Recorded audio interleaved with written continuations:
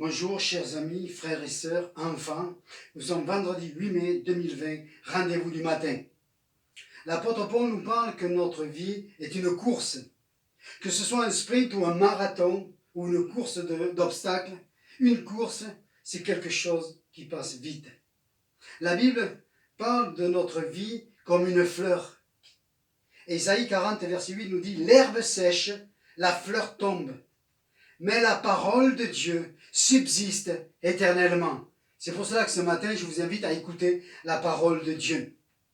Viens mon ami, viens mon ami, viens mon ami, écoutez la parole. Viens mon ami, viens mon ami, viens mon ami, écoutez la parole. La parole qui console, la parole qui guérit, la parole qui pardonne. Viens mon ami, viens mon ami, viens mon ami, écoutez la parole. Viens mon ami, viens mon ami, viens mon ami, recevoir cette grâce. Amen. Pierre, dans Matthieu chapitre 16, nous avons vu qu'il va dire à Jésus, « Tu es le Christ, le Fils du Dieu vivant. » Nous allons lire deux autres confessions de foi de l'apôtre Pierre. Jean chapitre 6, verset 60. Plusieurs de ses disciples, après avoir entendu dire cette parole, lui dirent « Elle est dure, qui peut l'écouter ?»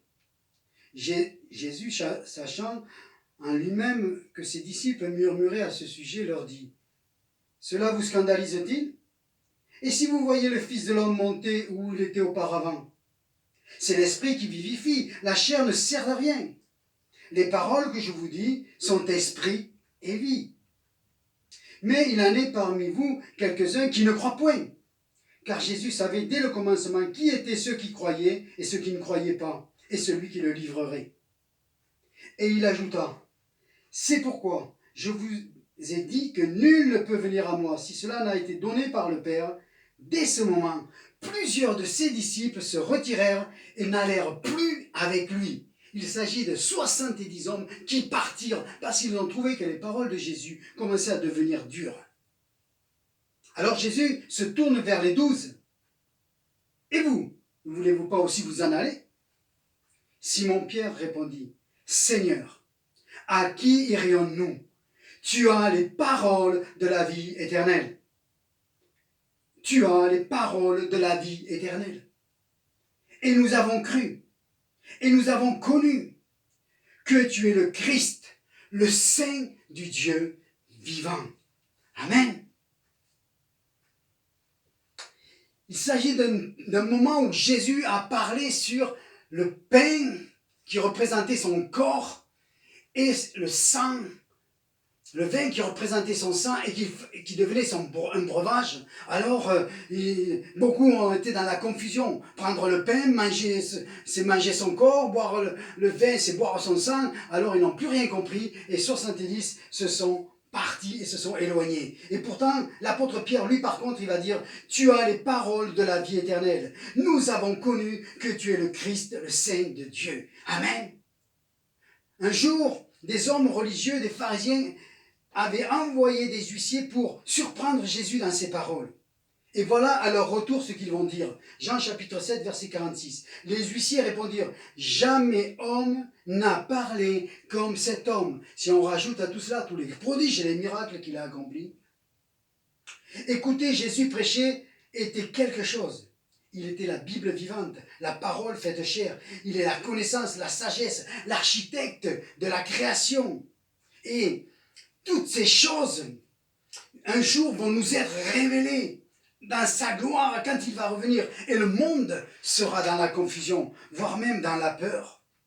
Philippiens 2,10 nous dit « Afin qu'au nom de Jésus, tout genou fléchisse sur la terre, sous la terre, et que toute langue confesse que Jésus-Christ est Seigneur à la gloire de Dieu le Père. » Pour le moment, nous ne voyons pas que tout le monde se prosterne.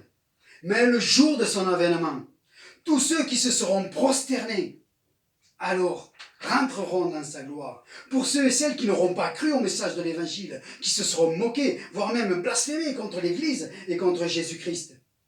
se prosterneront. Mais ce sera trop tard. Et même ce sera terrible. Des temps d'angoisse et de peur sur toute la terre. Pourtant, la bonne nouvelle de l'évangile et du salut éternel a été prêchée sur toute la terre depuis 2000 ans. La vie éternelle a été annoncée au monde entier. Jésus dit dans Matthieu 24, verset 14, « Cette bonne nouvelle du royaume sera prêchée dans le monde entier pour servir de témoignage à toute la création, à toutes les nations. Alors viendra la fin. » Les générations depuis se succèdent et la bonne nouvelle avance à petits pas. Les moines avaient atteint la Bretagne et ils pensaient que c'était le bout de la terre. Et c'est pour cela qu'on retrouve les ruines d'un monastère qui s'appelait monastère Saint-Matthieu. Amen. Parce qu'ils pensaient être arrivés à la fin de la terre. C'est pour ça qu'on appelle cette région le Finistère, fin de la terre. Ils pensaient avoir accompli la prophétie de Matthieu. Mais non. Ensuite, d'autres missionnaires sont partis parce qu'on a découvert de nouvelles terres, de nouvelles îles. Et l'évangile a continué à progresser. La radio, la télévision ont suivi Internet, les réseaux sociaux. La parole va vite, très vite, autour de la terre. Et on se félicitait d'un tel avancement, parce que c'est rentré dans l'accomplissement de la prophétie. Mais c'était sans compter sur ce virus et le confinement, où des milliers de disciples par toute la terre, comme moi, se sont lancés sur la toile, les réseaux sociaux, et la bonne nouvelle se répand comme jamais elle ne s'est répandue pendant ces quelques mois. Amen. Jésus avait dit dans Jean chapitre 14, verset 12, « En vérité, je vous le dis, celui qui croit en moi fera aussi les œuvres que je fais, et il en fera de plus grandes, parce que je m'en vais au Père. » Jésus, de son vivant, ne prêchait qu'en Israël, mais il a donné le Saint-Esprit à ses apôtres et à son Église pour accomplir l'œuvre la plus gigantesque jamais accomplie, c'est celle de la bonne nouvelle qui se répand sur toute la terre. Je vous ferai remarquer qu'il est dit de ne pas aller sur toute la terre, pas pour convertir les gens. Non, pour rendre témoignage. C'est pas pareil. La conversion, elle dépend de toi ce matin. C'est toi qui décides de croire. C'est toi qui décides d'accepter le message de l'évangile afin de recevoir ce salut éternel, afin que ta vie soit changée. C'est toi qui choisis. L'évangile est prêché sur toute la terre pour servir de témoignage. Ce matin, je suis en train de te rendre témoignage de l'évangile qui peut t'apporter le salut, la vie éternelle et la paix, le bonheur pour toi et toute ta famille. Amen. Les signes et prodiges ont toujours été là. Les guérisons sont là pour attester encore que l'évangile est la vérité. Alors ce matin, à qui vas-tu faire confiance? À la prédication de l'évangile? À Jésus-Christ? Ou alors à des hommes mortels qui passent comme l'herbe? Des hommes qui ne sont pas fiables dans ce qu'ils annoncent. Dans les années 1900, aux États-Unis, une grande convention a été réunissant les plus grands cerveaux éminents de la planète. Et on leur avait posé des questions sur comment serait la Terre dans 150 ans.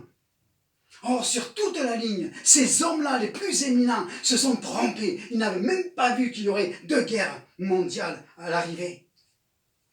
Nous ne pouvons pas faire confiance à l'homme. Tu ne peux pas reposer ta vie éternelle sur les hommes. Tu dois reposer ta vie éternelle sur la prédication de l'évangile, sur la personne de Jésus-Christ qui est venu mourir à la croix et qui te dit, viens, viens. Il t'appelle ce matin, mais c'est toi qui décides. Oui, tu peux rencontrer ce matin le ressuscité, c'est toi qui vas décider. Dans Actes chapitre 1, verset 11, il est dit, ce Jésus qui a été enlevé au ciel du milieu de vous, viendra de la même manière que vous l'avez vu en allant au ciel. Et Pierre était là ce jour-là, quand il est monté au ciel. Amen. Imaginez-vous ce Pierre qui a décidé de croire, qui a dit, et je crois qu'en toi il y a les paroles de la vie éternelle. Ce matin, il te faut croire. La vie éternelle est à portée de main. Elle est à côté de toi ce matin. Aujourd'hui, tu peux accepter de rentrer dans la lumière. Dans la lumière, alléluia, avec Christ. Et un jour te retrouver dans la vie éternelle avec les milliers de croyants qui depuis ont été enlevés au ciel. Amen. C'est la parole de la foi qui t'est prêchée ce matin. Si tu confesses de ta bouche le Seigneur Jésus et si tu crois dans ton cœur que Dieu l'a ressuscité des morts, tu seras sauvé. Fais demi-tour sur ta vie passée, sur toutes ces années où tu n'as pas voulu de Dieu, où tu n'as pas cru, où tu avais vu et que tu as vécu à l'encontre de l'évangile. Viens au pied de Jésus ce matin. Demande-lui pardon. Fais demi-tour sur ta vie. Et décide de marcher avec lui. Il est la vérité. Le chemin qui conduit au Père. Père, je te remercie ce matin. Je te remercie afin que tu puisses toucher les cœurs. Seigneur, tu as les paroles de la vie éternelle. Et avec ces quelques mots, Seigneur mon Dieu, puisses-tu toucher les cœurs ce matin. Puisses-tu vraiment leur montrer, Seigneur mon Dieu, que le repos de l'âme se trouve en toi, le pardon, la guérison, la consolation se trouve en Jésus-Christ, uniquement, car tu es le chemin, la vérité et la vie. Tu as les paroles de la vie éternelle. Et c'est ce que nous avons annoncé ce matin, Père, dans le nom de Jésus-Christ. Amen.